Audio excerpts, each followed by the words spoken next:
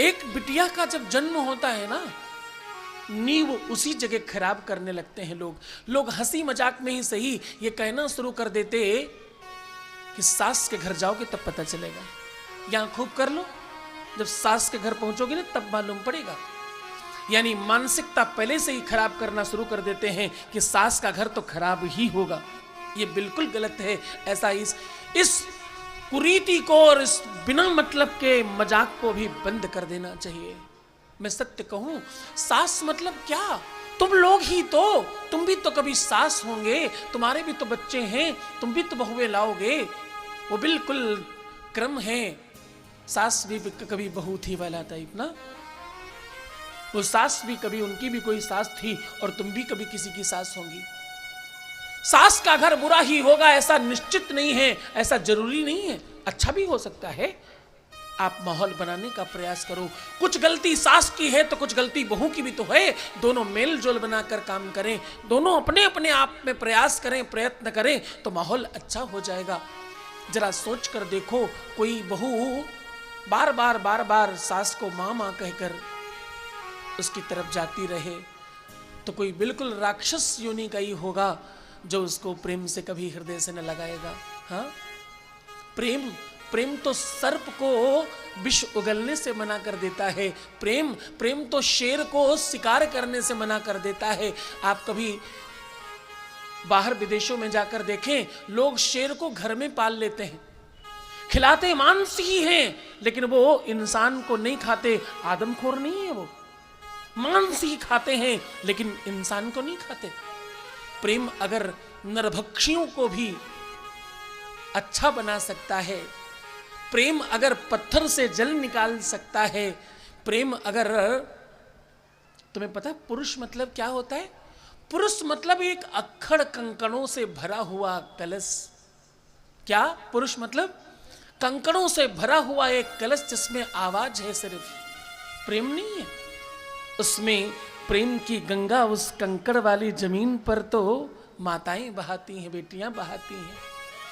तुम्हारा स्नेह वात्सल्य तुम्हारी स्त्री के लिए भी, चाहे तुम्हारी नंद वाली कोई स्त्री हो, तुम्हारी सास वाली कोई स्त्री हो, या तुम स्वयं एक स्त्री हो, मैं तो वो पूरे स्त्री समुदाय को प्रणाम करूं जिनसे ये पूरा विश्व आयाम और विराम पा रहा है, जिससे पूरा विश्व निर्मित हो रहा है और जिससे ये विश्व चलायमान हो रहा है। मेरा महादेव का लिंग जो शिवलिंग है वो अर्घे के ऊपर रखा है। अर्घा मतलब माता और ऊपर का शिवलिंग मतलब महादेव।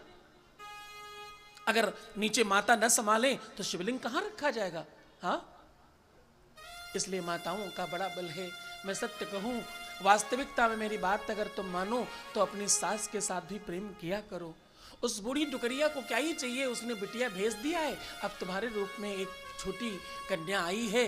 वो अगर स्नेह से, प्रेम से, वात्सल्य से रहे तो सर्वस्व तुम्हारा तो है ही। ये तो जगत रीति है, ये तो समाज की नीति है, सब है तो तुम्हारा ही। बस उसको मालकिन बनाए रखो, एक दूसरे को मालिक कहना शुरू करो, सब अच्छा होगा। करना वही जो तुम्हें ठीक लगे। बस एक बार जाकर स्नेह भरी आंखों से खड़े होकर कह देना, मम्मी जो तुम कहोगी वही करेंगे। हाँ, करना तो तुम वही जो तुम्हें करना है, मैं सत्य कह रहा हूं। बदले में जवाब यही आएगा, बिटिया जो चाहो वैसे करो, तुम्हारा ही घर है, तुम संभालो। हाँ, बस तुम्हारी तरफ से वो आदर चाहिए। बड़े बूढ़ों को क्या चाहिए? सम्मान चाहिए, प्रेम चाहिए और तुम्हारा सत्कार चाहिए। तुम पर थोड़ा सा अधिकार चाहिए, हम डांट सके, हम डपट सके, हम कह सके तुम ठीक से रहा करो। हाँ, वो स्नेह जब तुम देते हो, जब ये अधिकार देते हो तभी तो प्रेम बढ़ता है। ये अधिकार देना ही प्रीति है। तुमने आदर से, सम्मान से वो स्थान दिया है तभी तो कोई तुम्हें डांट पा रहा है। कोई सड़क चलते कैसे किसी को डांटेगा, जरा सोच कर देखो। हाँ, कोई डांटे, कोई कुछ कह दे तो बुरा न मानना, वो तुम्हारे बड़े हैं, तुम्हारे भले के लिए कह रहे होंगे, तुम्हारे अच्छे के लिए कहा होगा। कदाचित उनकी बातों में, उनके शब्दों में वो बनावट न रही होगी। हो सकता है शिक्षा का अभाव हो सकता है शब्दों के चयन में थोड़ा अभाव हो, लेकिन अंदर की भावना तुम्हारे प्रति बिल्कुल उत्कृष्ट और श्रेष्ठ होगी।